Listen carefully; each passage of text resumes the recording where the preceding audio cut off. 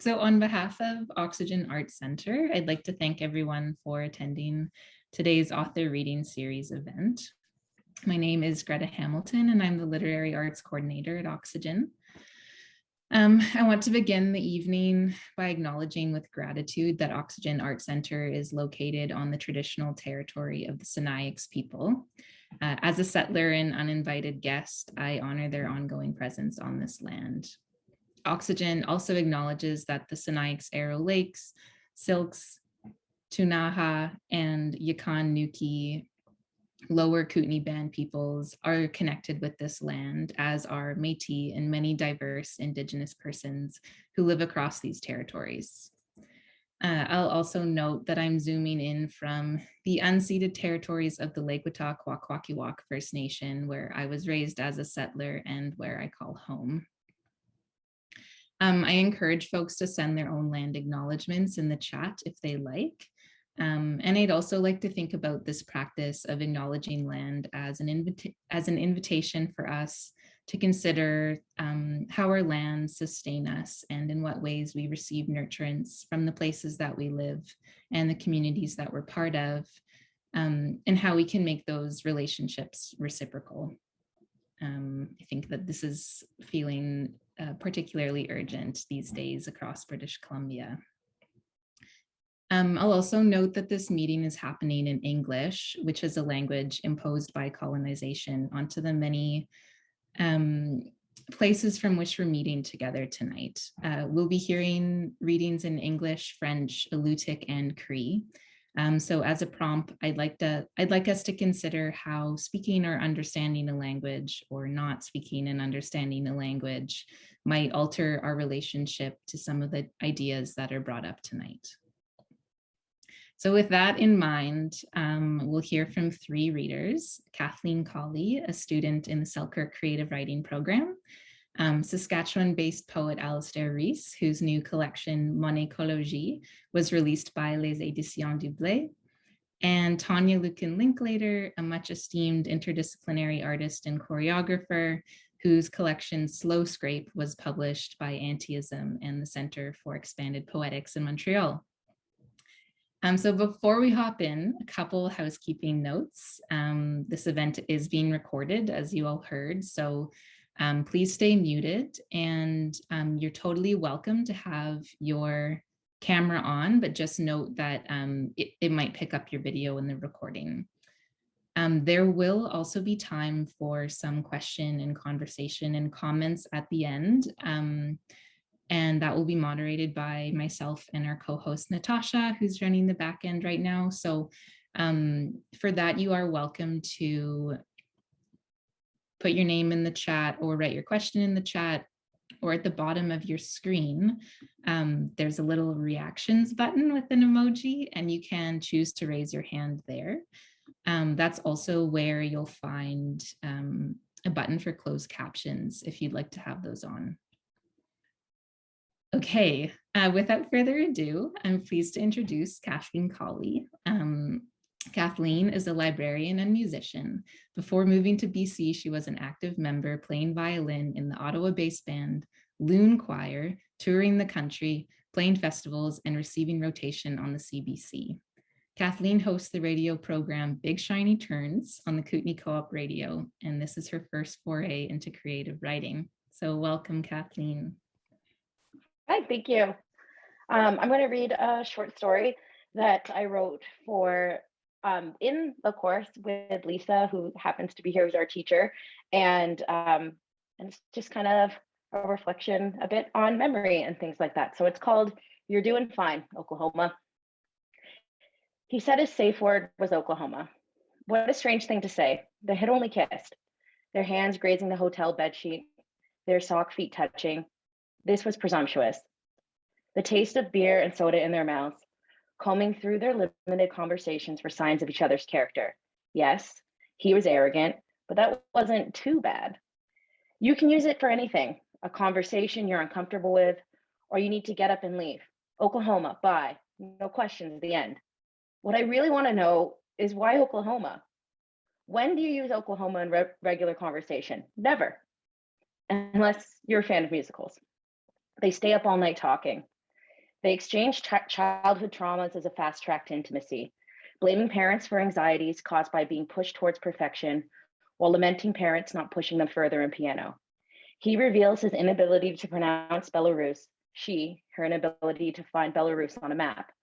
They share their neuroses, complexities, philosophies, ideologies, dating history, medical history, favorite moments in history, favorite films, favorite books, favorite songs. He shows her the scar he got from his sister pushing him off a tire swing, and she sighs in sympathy. Inwardly, as a younger sister herself, she knows he probably deserved it. They search for the future in the tea leaves of their music to find out if shared songs mean something. Finding the parts of their taste that overlap say more than the flaws of their conversation. They create an intimacy only possible with the promise of an end.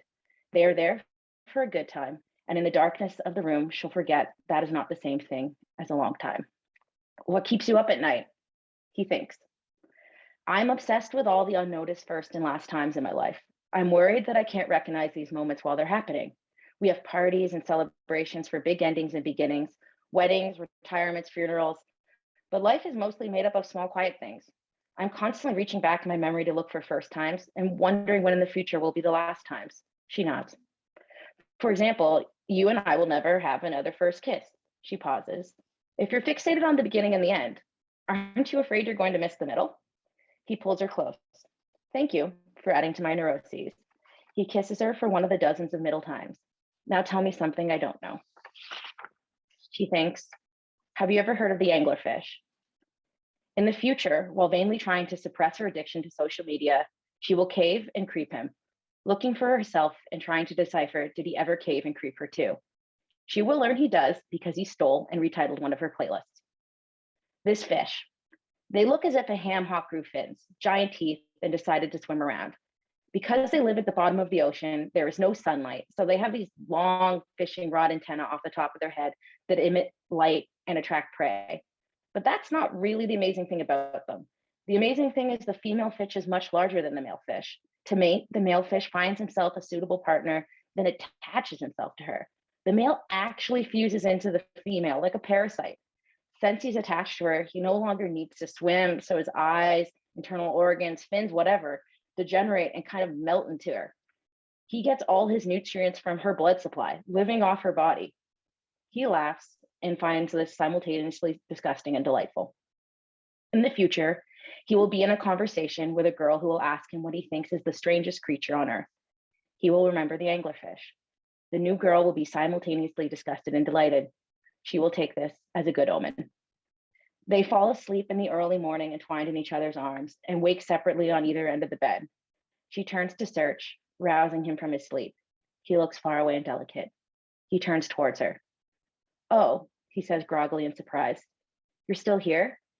And rolls over back to sleep.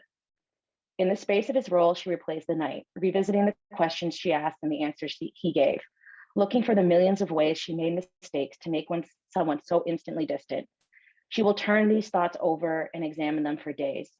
What she doesn't know yet is that peace comes from letting go. As he falls asleep, she thinks about the time spent meticulously maintaining and curating her long list of favorites, the feeling of joy of finding the right song to fit the right feeling.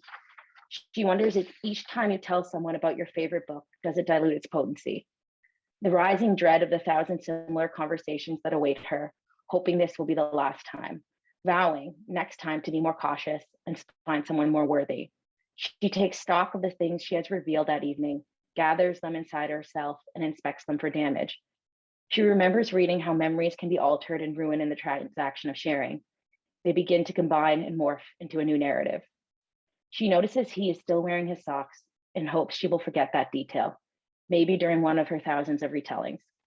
While he sleeps, her pulse rises and her breath quickens, a familiar fluttering pressure behind the eyes, a thick weight and a tight throat.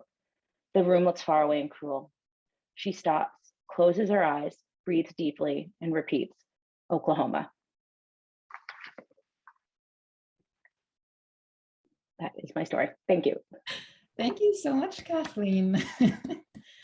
Delightful and disgusting. That was beautiful. Thank you. So we're going to turn over to Alasdair. Alasdair Rees is a Fran-Saskwa writer living on Treaty 6 territory in Saskatoon, where he teaches French at the University of Saskatchewan. In 2019, he was chosen to become Saskatchewan's first Youth Poet Laureate. A former poetry editor of Grain magazine, Alasdair has been published by Anchorage's, Guts magazine, Mobius, and Metatron Press.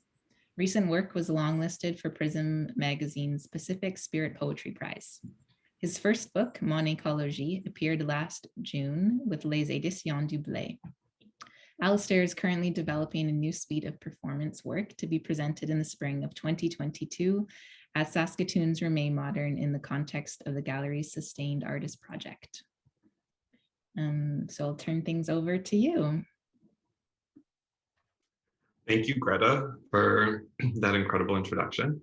Thank you, Kathleen, for sharing that beautiful story with us. And thank you to everyone who's here to listen tonight and to the Oxygen Arts Center for hosting this virtual event. So as Greta mentioned, I recently published my first book, Mon Écologie. So I'm going to start off by reading some work from that.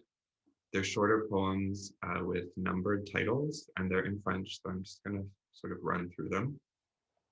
And then I have a selection of newer work, which is in a mix of English and French. So if you don't understand the first part, just stay tuned.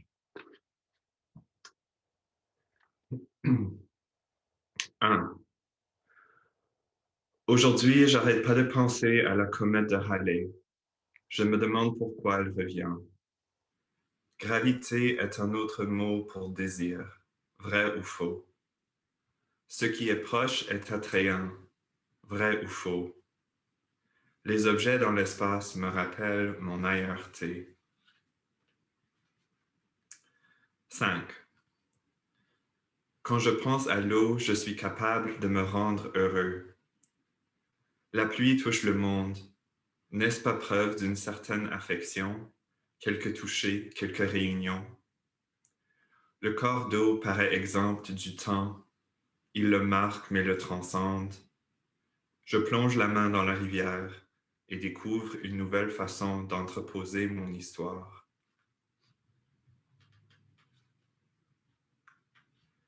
14. La lumière projetée sur le fond du lac démontre la qualité des vagues, mais pas leur nature. Comment ça? Je me fie à mes sens. Il y a des couches de fiction sur tout ce que l'on touche. Une poussière blanche, produit de quelques moteurs qui montrent les traces du va et du vient.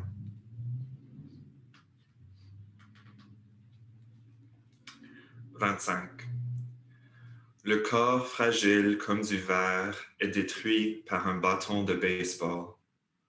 Les larmes suivent, puis une décomposition, plusieurs déplacements, ensuite le retour du silence. 26. Émergence 1. Partout des fourmis s'entendent par parfum, vaste ruche de gouttes d'eau, improbable organisation d'accidents. Les objets se déplacent dans le noir. Est-ce un cheminement? 2. Le temps s'accumule, du temps partout, et ainsi une accélération se révèle. L'articulation de chaque existence, des points formant une matrice. L'histoire possède une écologie, un vœu senti, imprononçable.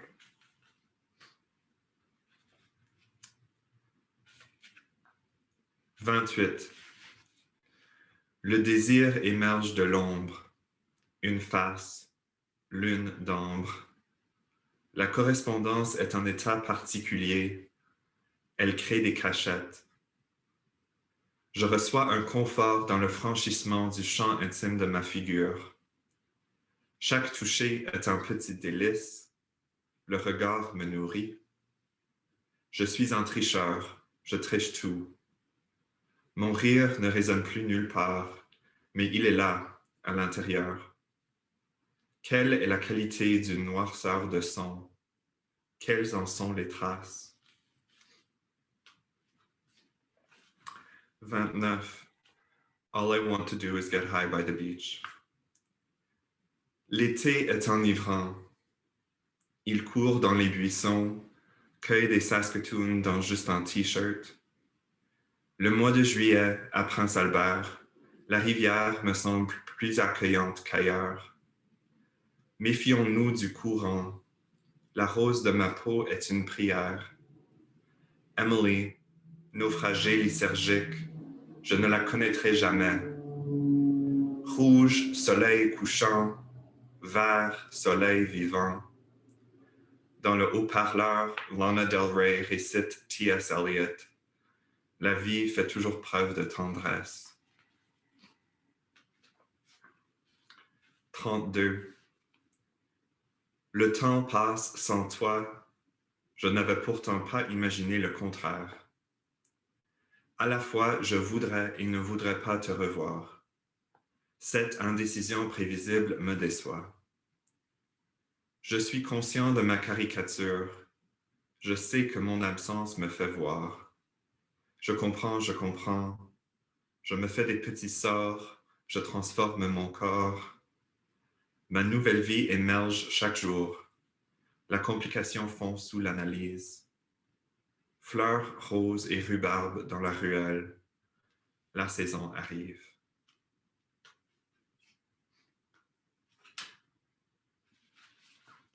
« 36. La lumière est dans mon corps comme une fréquence. Il y a tant de bruit partout. J'y dissous ma conscience.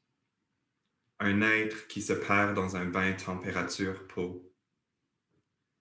J'essaie d'inventer un nouveau sens. J'utilise mon empathie pour créer mes mouvements. Pas empathie, mais presque. Je réponds à un besoin.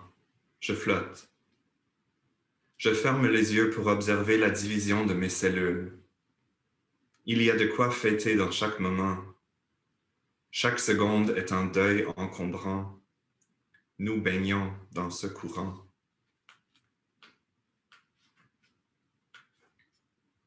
« 43. Dents de sagesse 1. Ta main dans la mienne était tropicale. C'est pour dire qu'elle suait beaucoup et qu'elle était verte comme une poussée ou une mangue pas mûre mais toujours juteuse. 2. Tu m'as dit que tu m'aimais l'hiver parce que la dormance des racines te rendait fou. C'était ni mensonge ni vérité, comme la plupart des choses. 3. Un soir sur 10, la lune devient un doux marron et se noie. Je plonge dans l'inconnu de mon corps, mais tu n'y es pas. Peau sur peau fait souvent miel, sauf si les abeilles n'arrivent pas à s'entendre. 4. L'été est une braise qui s'éteint du jour au lendemain. Les feux de forêt baignent la ville dans une douleur qui fait saliver. Le soleil est impuissant et c'est de sa faute. Des fois, on ne saura jamais ne suffit pas. Des fois, il faut savoir.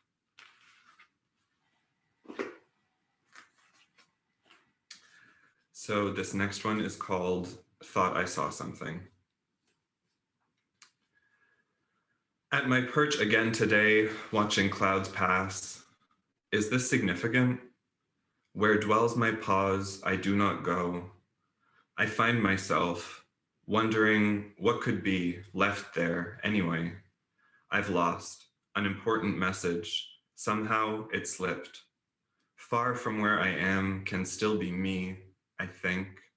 Therefore I birth thoughts. They flee like seeds on the wind, misting up on the sidewalk, recalling the places I will never go back to. A coiled thing moves under my skin, and the sky opens. Inside this bucket of the present, everything is blue. Murmuration. Infrasonic waves of longing crash through the soil. This tree in the park was just basking in a golden beam of light. Liquid runs down the river, producing green reflections. The metal bridge is a portal, an object in time. I have been thinking about saliva and communication. Exchange as a state of ecstasy, a smile eliciting a smile. There are many types of bridge. Union has always been urgent. Shadows of branches hold my hand. I suck on the washed fingers. The ecstatic is like a firework burned onto my lens. By adopting symbolic positions, I converse with my bony scaffold. Glass contains a lucent energy waiting to be released in fracture. Waves lapping noisily at me, little animals with dripping mouths. Outside, cold then warm, textures shift underfoot, new topographies. The sunsets have stopped my heart. The blue sky drank me. Dreaming in the memory garden, a beam of light, a green reflection. I contain murmuring water. When I exist, it splashes out.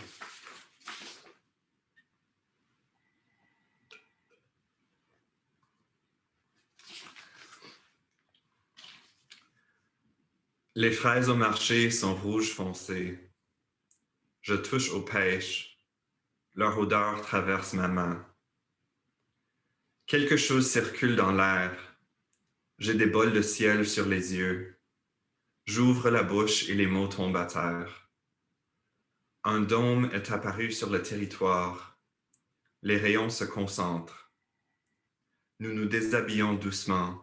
La pluie imaginée descend sur nos corps fragiles comme la poussière. Nous cherchons un rapport. Nous quittons la ville. Nous nous baignons dans le réservoir. Nous voulons de nouvelles couleurs. Debout dans un champ de trèfle, j'ai la conscience de l'abeille. Le son m'entoure. J'essaie de comprendre. Les chiens qui sentent la moufette. Les squelettes de cheval sur le sentier. Jetons du bois ciré sur le feu, parfum sur la fraîcheur de la nuit. Les étoiles réfléchies dans une lame d'eau, la respiration des chevreuils dans les buissons. Nous regardons de face sous la lune et certaines choses recommencent à changer. À l'aube, le nylon de la tente peint ta peau en bleu. Ailleurs, une ruche renversée se vide dans l'herbe, une empreinte d'ours préservée dans le rayon de miel. J'arrache une tique de derrière ton oreille. Elle retire une miette de toi. Dans le creux, je place une part de moi.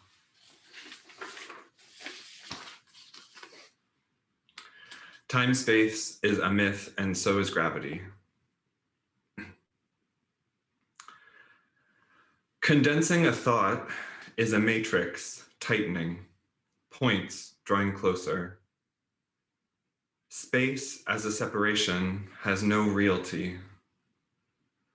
A union of wounds or a sharing of one skin is an attempt at communication. Movement happens in both directions. Liquids wick through fibers, fires eat everything, even stone yields a plasmic essence. Perpetuity is a comfort. It massages my pituitary. Who can say what slow, subtle forces move this, animate that? An idea bobs to my surface and temporarily becomes my identity. Categories create a false sense of security, but if I fool myself, this one's called ASMR. A stand mixer rotating and slapping, metallic, red, anemones seize my real and stupid mind, rotating again, sea foam, meager, rich among still more rare, all sapped, Michael, rasping automated something, merely reports, again, stressing, mostly rare, always selective, me, remains, against swimming me, really always slapping, mighty, red, azure, saffron maybe, rope, always, sad, more rice and succulents, my rats, against something, maybe real, also solid. Many require a sip, many require a stilt, many raise a stink, many raise a stick. My roving angel, said Michael, raise another store, more readily, all singing, more red, at sunset, metal remains.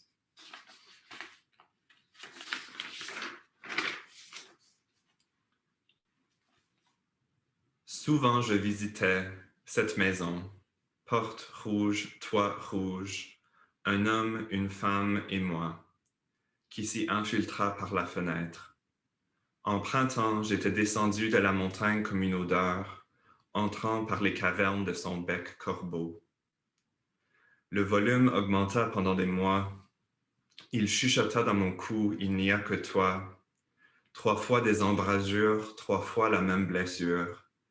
Finalement des cris, la porte qui claque, ma douleur qui rougit. Dans ses bras, saoulés d'empathie, cette maison avait des chambres vides. Dans leur embarras d'air, on était volés. Je trouvais, dans son poumon crevé, des restes de douceur que j'arrosais de ma voix. Des poils poussent maintenant sur sa poitrine, où j'ai enfermé mon espérance. And I'm going to read one more for you called Okay.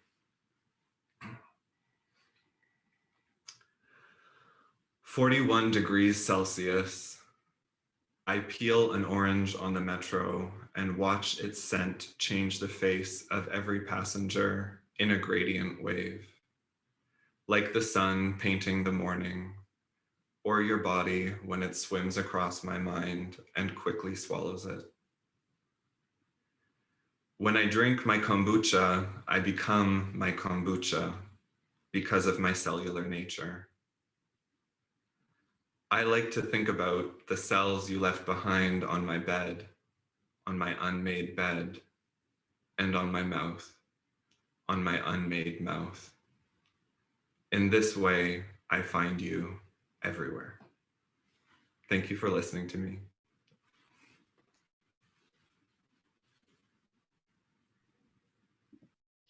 Wow, wow, wow. Thank you so much, Alasdair.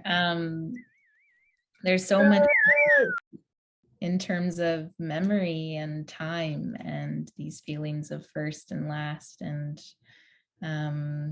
so much in bathing here, so much liquidity in that. That was beautiful. I know that it feels very abrupt to move from Kathleen to Alasdair and on to Tanya without sort of getting to debrief a little bit, but we will have time to do that. So I'll introduce Tanya, and then we can chat. Tanya Lukin Linklater's performances, works for camera, installations, and writings have been shown at San Francisco Museum of Modern Art, Chicago Architecture Biennial, EFA Project Space and Performa, Art Gallery of Ontario, and is currently on view at Softwater Hardstone, the 2021 New Museum Triennial. Her first collection of poetry, Slow Scrape, was published in the Documents series by the Center for Expanded Poetics and Antiism, Montreal in 2020, with a second printing in 2021. Slow Scrape is, in the words of Layli Long Soldier, quote, an expansive and undulating meditation on time, relations, origin, and colonization, unquote. Slow Scrape can be read alongside Lukin Linklater's practice as a visual artist and choreographer. So I turn things to you, Tanya. Thank you for that really lovely introduction. So Quiana, Chimay, I'm so happy to be with you all this evening. It's a little late for me because I'm east of you all, but so happy that I'm able to join you virtually and grateful to listen to the previous readings as well. I actually, prior to this event, was able to spend time with Layli Long Soldier in a class. So it was a nice sort of preparation for the reading this evening, and sort of to get me thinking about this book, Slow Scrape. And I'm going to read this evening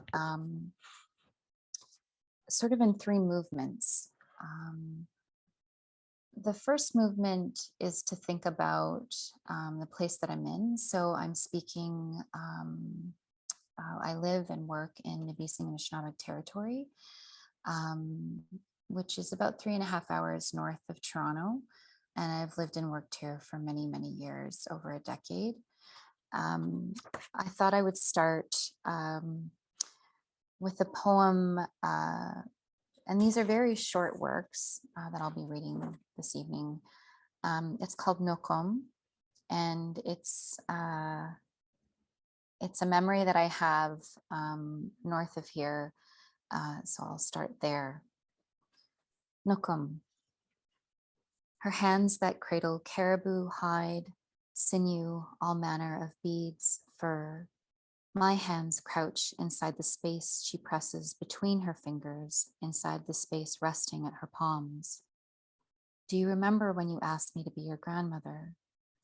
I bend at the waist, wrap my arms around her shoulders, resting against the wheelchair. Yes, my sound to her ear.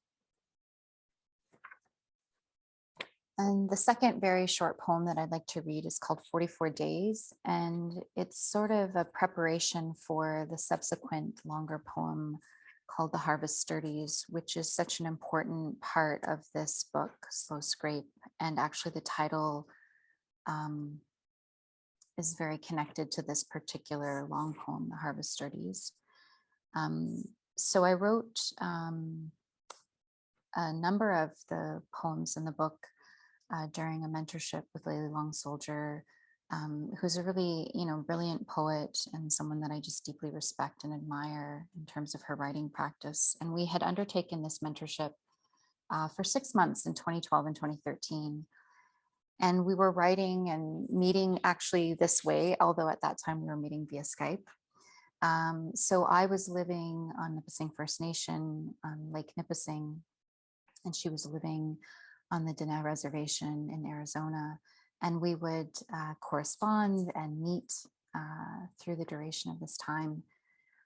And she'd encouraged me at the time to write in relation to what was unfolding in real time and what felt urgent for me. And in that moment, especially what felt urgent was Chief Teresa Spence's fast for 44 days.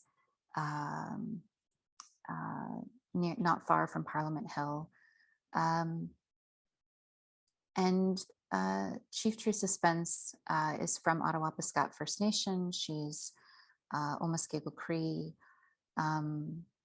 And many of my relatives, immediate and extended relatives, are also Omuskego Cree. So I'm going to start with 44 days, and then I'll enter into just read excerpts of The Harvest Sturdies. At 21 days, on the eve of the new year, on unmelted river, I watch until night, fearful of what might come. 44 days. She relents, stays with us. She is not spent. She continues. Now that number and she know one another.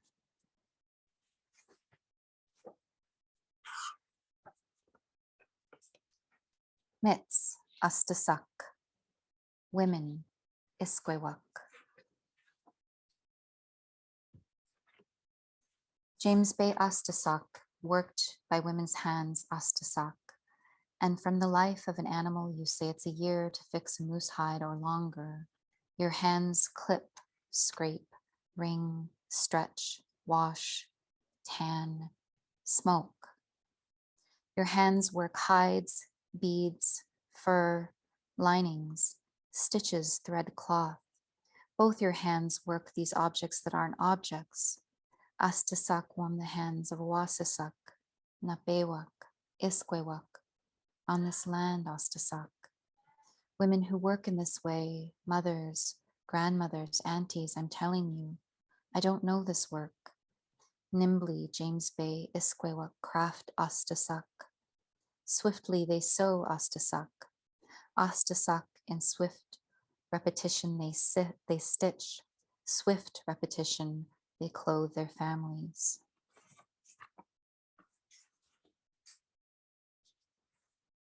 I had interviewed a number of my relatives for this, the Harvest Sturdies.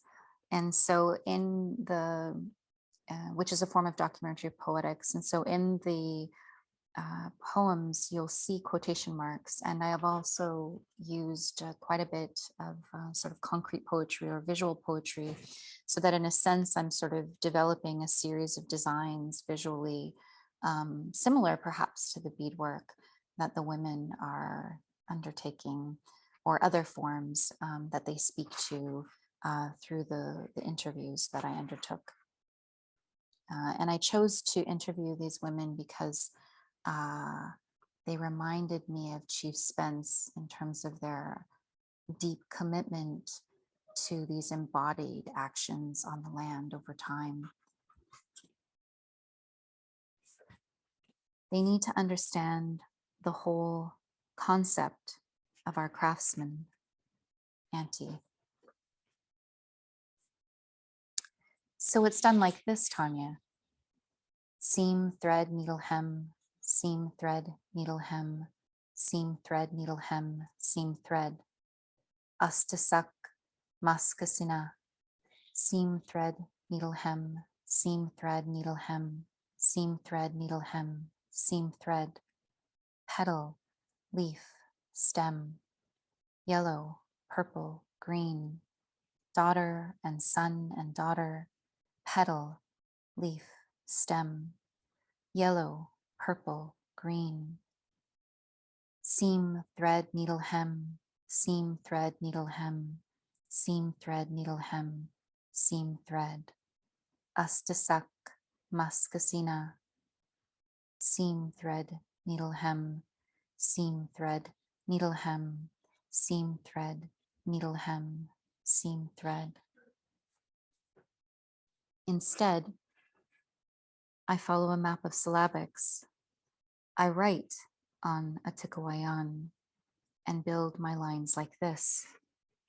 Nokum nanek, isquewak, isquewak, isquewak.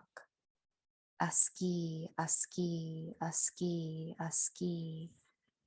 Aski, aski, aski, aski, aski.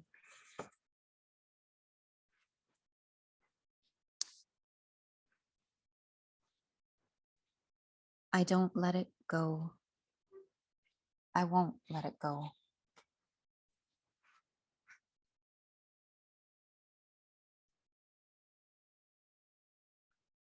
Smoke on the canvas skirt you bind on a tikawayan in the cooked teepee eddies. We spark the spongy wood for this last part. You show me over the phone, Nukum. Raising one delicate bead from the cache, I fire the caribou broom, turn it over in my mind, as I cannot see its texture, weight, color, the light. You say only 3 or 4 left in Kiwanik, and perhaps 2 in Fort Severn know how to fix the hide of a tick. Nukum, I am not with you. So that was the first movement this evening. And I was thinking a lot about the place that you're in and the distance between you and I. And I was thinking about another sort of set of small poems that I had written in relation to an exhibition by Marianne Barkos. And I thought it might be a way to sort of reach towards you and towards the place that you're in by sharing a few of these. Visiting. Marianne Barkhouse, first I yearn to visit with you, and then we are in relation. I listen. You tell me about the land you live with in cottage country not far from Barrie, your travels from Turtle Island to France in the places not built up that are still wild. your grandfather's experience in Kwaikutl water with a wolf.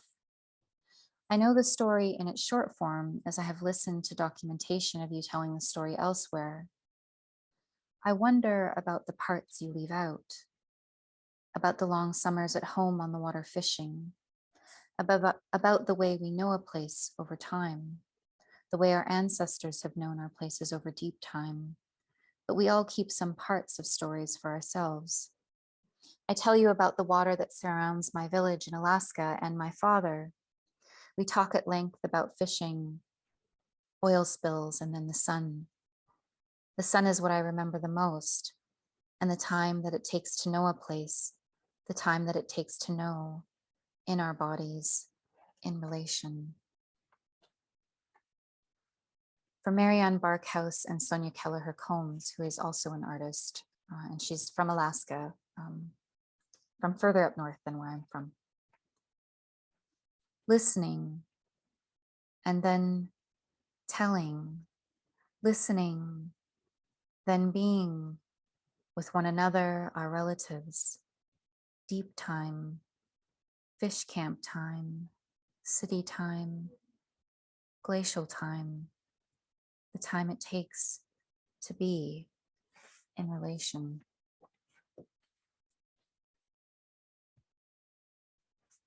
Event score for a future we may never know. So this was in response to an exhibition that Marianne Barkhouse had undertaken, and it spoke about, in a way, the climate crisis. Event score for a future we may never know. Remember the view of that which is unsustainable, that which we cannot that which cannot continue, lest we be met with deep grief. On tables, what table are we setting for ourselves?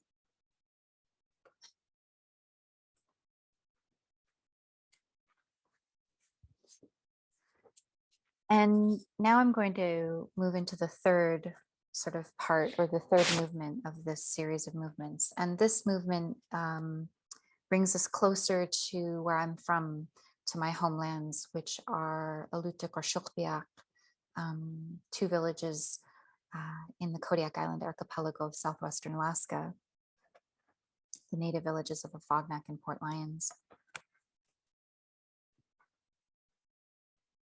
Shuk, a human being, a Fognak dialect.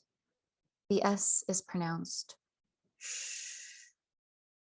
It sounds like shook, but with a shorter O. Perhaps we shake, or past tense, we shook. When are we shaken?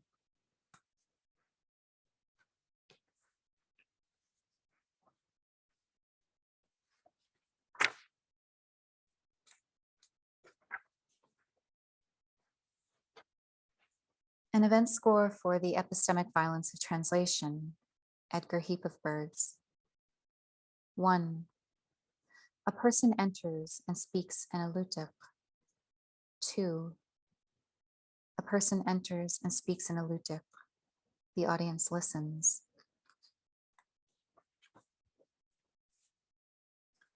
An event score for Afognak Alutiiq, 1 to 3, abridged.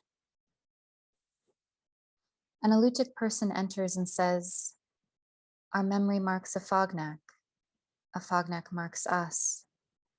What are we tethered to? What holds us together?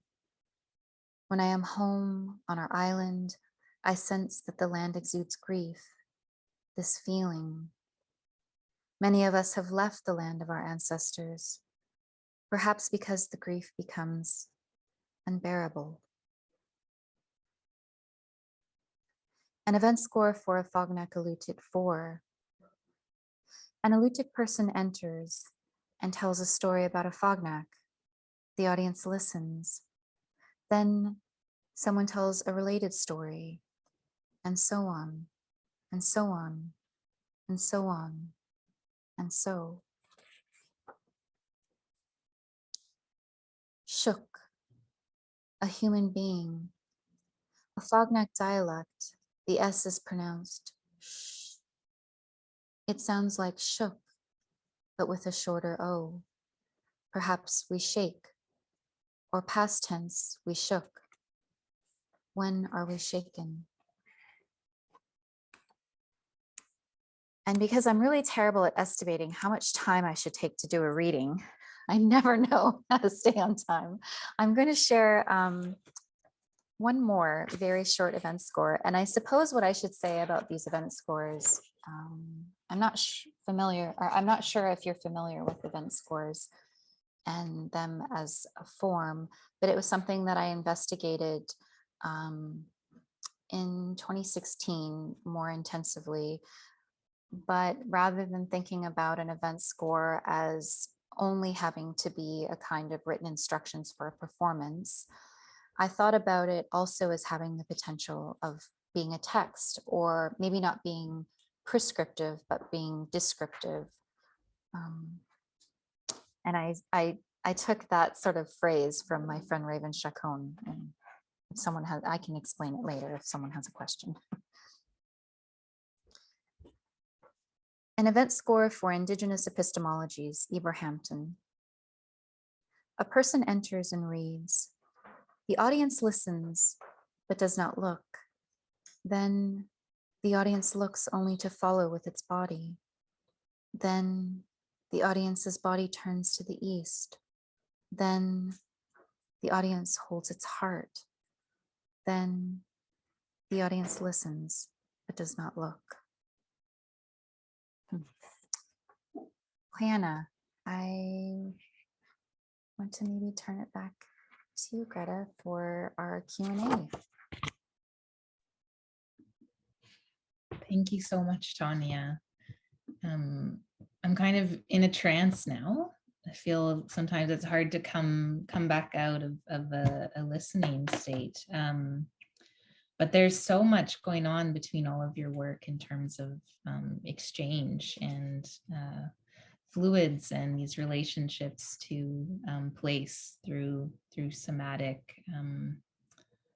practices and feelings. I'd love Alasdair and Kathleen, if you want to unmute yourselves as well. We could field some questions if folks in the chat have any, or if anyone wants to raise their hand and make a comment. I know that it's getting late, so maybe we'll try to keep it to about 10 or 15 minutes, but if anything's percolating for folks, I know I'm curious about this exchange that's coming up in all of your work between place and animals and memory, if anyone feels like they want to speak to that.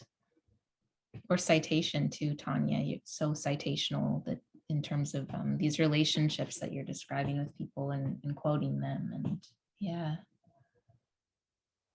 Yeah, I mean, I'm not sure if you want me to sort of address that, but I mean, I think even I'm citational, even when I mention, you know, that I just came from Laylee's class, or my friend Raven Chacon, you know, uses this way to describe work as, you know, transcriptive or prescriptive, and he's speaking about scores from his perspective as a composer.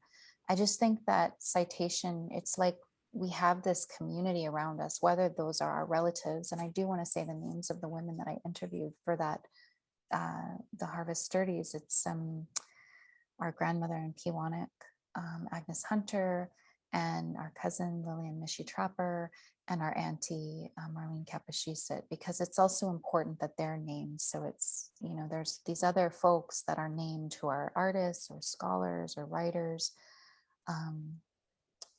But there's also, you know, I think speaking about our community, our family, is just as significant of a citation.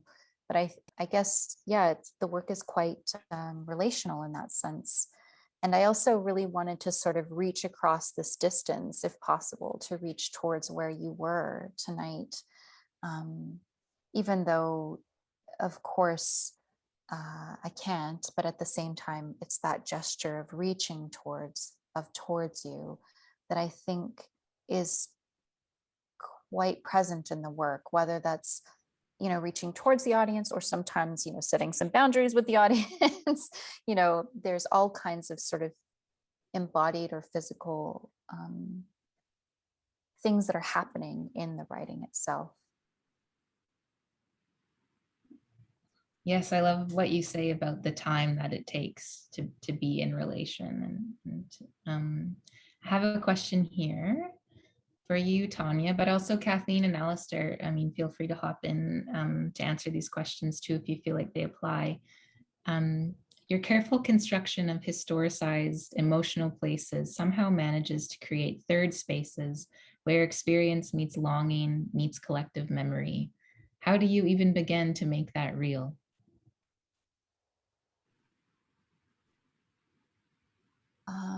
I guess I'm wondering what the question is asking. Is that, are they suggesting that this writing is sort of imagining these spaces, but then are they asking about like in real life, how we make that transition? Or I guess I'm wondering about the question. Perhaps about the writing practice. I mean, how do you make us feel these spaces so deeply? I wonder if that's. Well, I have to say that it comes from my reading practice first and foremost, that when I'm reading people like Layli, or I'm reading testimony from survivors of Indian residential schools, or I'm reading the work of Diane Million, or all of these, remarkable writers who've spent this time helping us to understand the ways in which the historical is felt and lived in the present moment. Both with the sort of, ways in which we are recovering and from really difficult things that have occurred over long periods of time, but also how much joy we feel in this reparative work, and how we are sort of collectively doing that work. I guess really perhaps this writing practice is coming from that reading practice. And I would say reading of text, but also of being in relation and community, and learning within spaces that are not textual in the same way, but have these sort of actions that are occurring all the time when we're together in what are often invisible spaces, or spaces like spaces of home, spaces of ceremony, spaces of community. So yeah, it's a little late here, so I'm a little slow picking up on some of the questions. So thanks for that clarification, Greta. Yeah, and Clay too, who asked that question. I mean, if you get a copy of the book, it's so spatial, when that writing practice really just feels embodied across the page and feels performative. And I think that's, likely connects in terms of making it real in that way. I'll turn to Megan. You can unmute yourself and ask. Well, first, thank you to the three of you, and Greta, thanks for everyone for being in this space.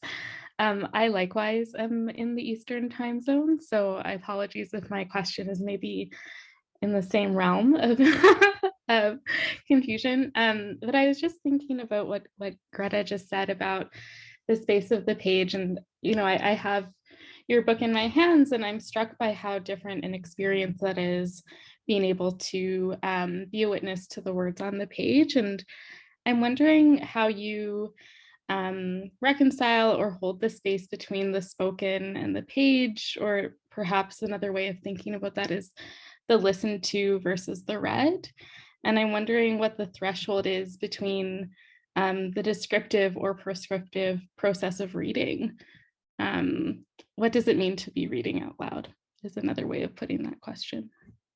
Yeah, these are great questions that I don't know that I can answer fully, because I think that they're kind of bound up in the present moment, or which we feel together being with one another in this moment and in this time that we have. And every time I read it, it feels different. And every time I read it, some of these maybe I've only ever read once, with people. I may have never read it before out loud. And some I've read many times, and each time it's anew, which I think is a kind of, key part of performance generally, is that when I'm working with dancers, when we're making a performance, we talk a lot about how we're not setting steps, we're not, even though there's a structure for the performance, what's more important is a recall of the intention, a recall of the energetic quality or of the impetus for that movement. That's more significant than a sort of exact sort of replication. And so I guess in a way, what we're speaking to in this moment is this experience of live performance, of being in this space together at this moment, at this time, virtually, versus this sort of private experience of reading, and this ability to sort of return to the page and return to the book over and over and over, and to develop one's own relationship to that text that is different from my relationship to it, or different from this sort of experience that we're having together with one another. So, I mean, definitely this work is intended also to be seen. And what I mean by that is that also has become, installations, sort of textual installations, as well as text that has accompanied a number of works for camera. And so it's intended to be read at times. And I really play with this sort of space between when my voice is heard and when it isn't. When do I choose that, and why? And I don't always know exactly why. I have some ideas about it. I'm also sort of intuitively sort of working my way through that. But that's a great question. So generous. I'm blown away. Thank you so much. Lisa, I'll turn to you to ask a question. Oh yeah, I love the readings. Thanks everyone so much. I'm really interested just to hear from you, Alasdair, as someone who straddles language the way that you do. And I don't know exactly like what the nature of your bilingualism is, but I'm just interested if like certain ideas come to you in certain languages. Like, do French poems arrive in French because of a certain atmosphere of it? Or do you find yourself like translating, or do sometimes poems come between the two languages and you find yourself parsing sort of between them to figure out what form it's going to take? Like, is I guess language, is it like an extension of form for you in a certain sense? Wow, that's a great question. Thank you. I think the reason that I write and my sort of fundamental interest in poetry comes from my sort of obsession with language. So often when I'm writing something, it's because the words or a sequence of words have presented themselves to me either externally, or they've maybe sort of like bubbled up inside. And so typically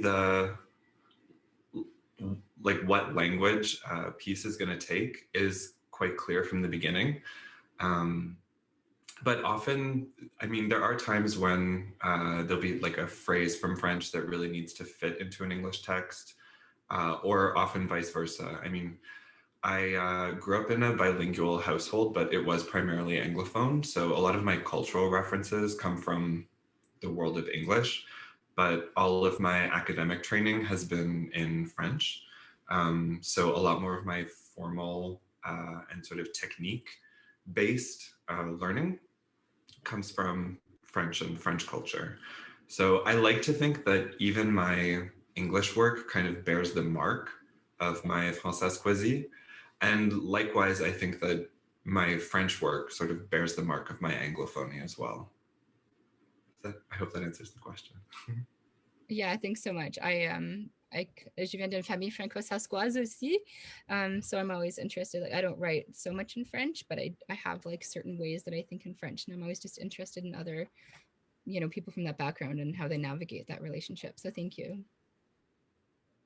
Yeah, it's a really interesting thing, having sort of more than one language, the way it makes you approach other languages, because I mean, if you speak multiple languages, I'm sure you know this, but there like aren't equivalences between them. They're sort of like different approaches at this activity that language is trying to do, which is like to transmit a thought from one person to another. And the ways that the languages do that give them such interesting characters that I think, you know, what is it like to approach English with that French character? What's it like to approach French with that English character? I think about this all the time. Thank you. And I think so interesting too, to have so much fluidity in the content of your writing, and then to also kind of have this like resistance to understanding at times in the performance of your work. I found that like a nice kind of dichotomy that came out tonight. I don't know if there's any other questions for folks, but maybe we want to wrap up. It's 8 o'clock here, unless there's anything bubbling beneath the surface. I'm not seeing anything. So I want to thank everyone for coming out, and I really want to thank Kathleen and Tanya and Alasdair for reading tonight. It was so wonderful. And a really generative space. I want to also thank Lisa and Clay and Julia for your support in me for programming this series. Our next reading is on the 26th of January. It will be Aisha, Sasha, John, and Alexi Perry Cox. I hope folks can join us then. But otherwise, thanks so much. And this event has been recorded, so it will be online for anyone to watch and rewatch over and over and over again. Yes, okay, I'll say good night then. Thank you so much, everyone, for coming and reading and listening and sharing.